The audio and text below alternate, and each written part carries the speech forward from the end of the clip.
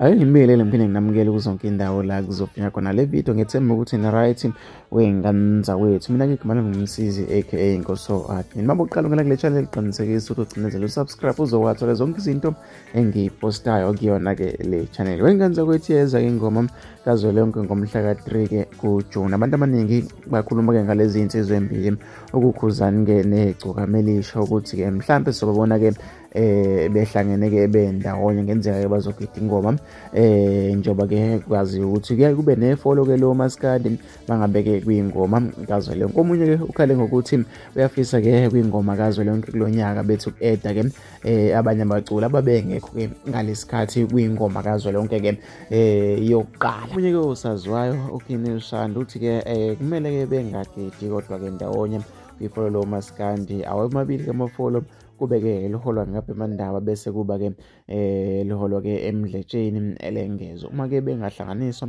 khona ke ozodotsha wengane zakwethu. Mina ngifisa ukuthi ngizovo lakho ukuthi ucabangani mhlambe ke bangakujabulela nabalandeli ukubona lezi insizwa mhlambe zihlangana zishaya ingoma ndawonye kwifolo lo Maskandi. Mhlambe kungenzeka into efana nje uthi nokho umbona ucabangani mhlambe ngenzeka makungenzeki yini engazonda ukuthi kungenzeka hlangana ku-comment section. Mina igama ngumsizi wakho nje ugcinezela usubscribe uzowathola zonke izinto engiyipostayo kuyona le channel.